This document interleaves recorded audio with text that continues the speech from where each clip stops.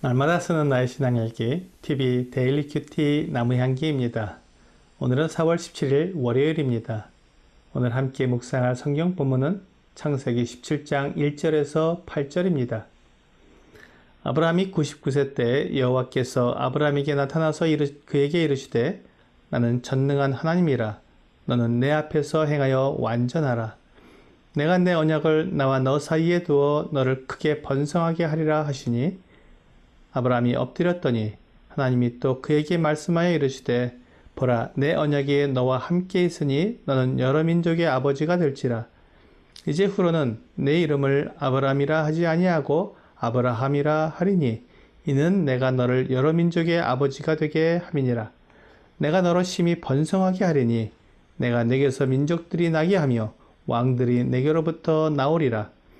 내가 내 언약을 나와 너 및 내 대대 후손 사이에 세워서 영원한 언약을 삼고 너와 내 후손의 하나님이 되리라.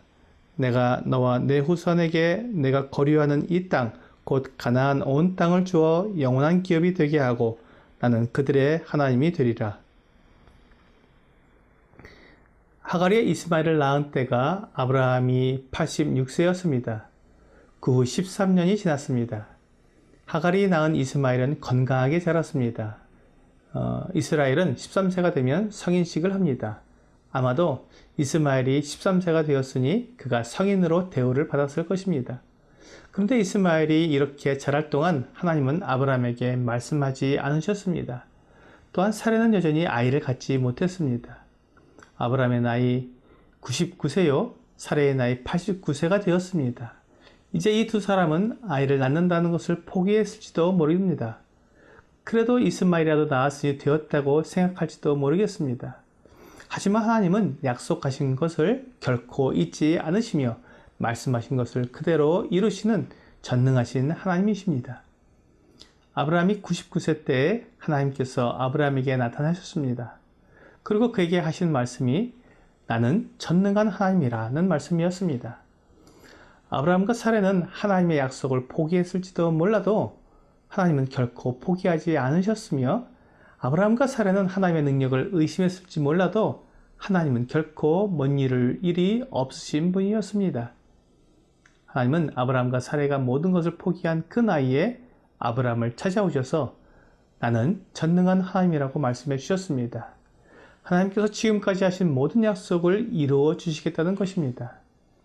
아브라함과 사례가 믿지 못하고 포기했을 그 자식을 낳게 하는 일이야말로 하나님의 전능하심을 나타낼 가장 좋은 기회가 될 것입니다. 그러면서 하나님은 아브라함에게 너는 내 앞에서 행하여 완전하라고 말씀하셨습니다. 이제 그에게 주실 새로운 언약을 지켜 행하라는 말씀입니다. 하나님은 하나님의 일을 완전하게 이루시는 분입니다. 그것이 전능하신 하나님이라는 의미입니다. 하나님께서 아브라함과 맺은 계약을 하나님은 완전히 이루실 것이니 아브라함도 하나님과 맺은 계약을 완전히 이루라고 말씀하신 것입니다.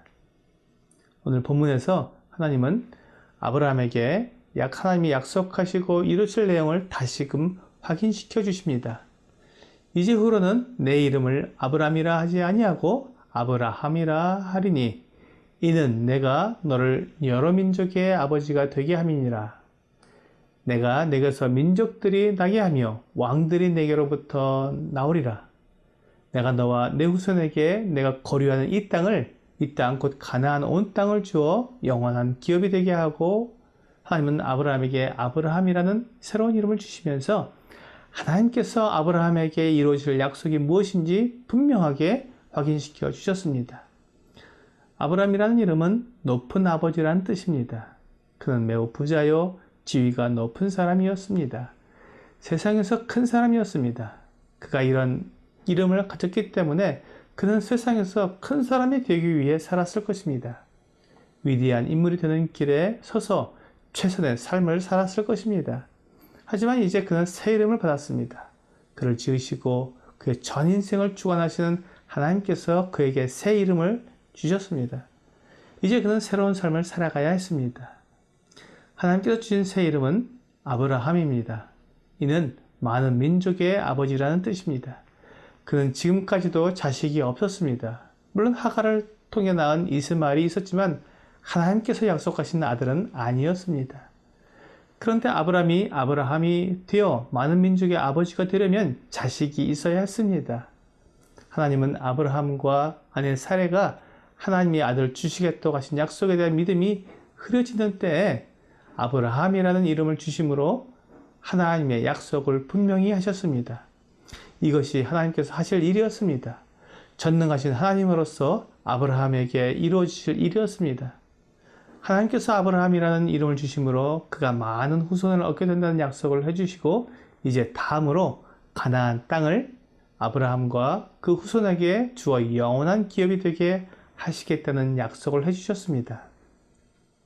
이 약속들은 하나님께서 아브라함에게 이미 약속해 주신 것들이었습니다. 하지만 이제 아브라함의 나이가 99세였기 때문에 이 약속들이 이루어질 소망이 점점 흐려졌던 것으로 보입니다. 바로 그때 하나님은 아브라함이라는 이름을 주셔서 하나님을 믿고 따르는 삶을 살도록 인도하셨습니다. 하나님은 예수님을 믿는 우리에게도 새로운 이름을 주셨습니다. 하나님의 자녀라는 이름입니다. 하나님의 자녀라는 이름은 많은 특권을 가지고 있습니다. 하늘에 속한 신령한 복을 받을 뿐만 아니라 예수 그리스도와 함께 하나님의 모든 기업을 상속받을 상속자로서의 특권을 가지고 있습니다. 물론 영원한 생명과 함께 하나님과 영원히 살게 되는 특권은 빼놓을 수 없습니다. 하나님은 전능하신 하나님이시기 때문에 이 이름에 걸맞는 모든 특권을 우리에게 다 이루어 주실 것입니다. 하나님은 하나님의 일을 완전하게 다 이루십니다. 이제 남은 것은 우리가 이 이름에 걸맞게 살아가는 것입니다. 내가 하나님의 자녀가 아닐 때 살던 그 모습 그대로 사는 것이 아니라 새로운 이름에 맞는 삶을 살아야 한다는 것입니다. 하나님의 자녀는 세상에 떨어진 그 부스러기로 배를 채우지는 않습니다. 골로새서 3장 1절과 2절은 그러므로 너희가 그리스도와 함께 다시 살리심을 받았으면 위의 것을 찾으라. 거기는 그리스도께서 하나님 우편에 앉아 계시느니라. 위의 것을 생각하고 땅의 것을 생각하지 말라고 말씀하고 있습니다. 우리는 위의 것을 찾아야 하는 사람들입니다. 오늘의 적용 질문을 보겠습니다. 나는 어떤 이름에 걸맞는 삶을 살고 있습니까? 세상에 속한 사람입니까? 하나님의 자녀입니까? 내 이름에 걸맞는 삶을 살지 못한다고 해서 그 이름을 잃게 되는 것은 아니지만 이름에 걸맞게 산다면 그 이름을 주신 하나님께 영광을 돌려드릴 수 있을 것입니다. 오늘 내게 새 이름을 주신 하나님께 감사하며 경배할 수 있도록 그 이름에 걸맞는 삶을 사는 여러분과 제가 되기를 주 예수님의 이름으로 기도합니다.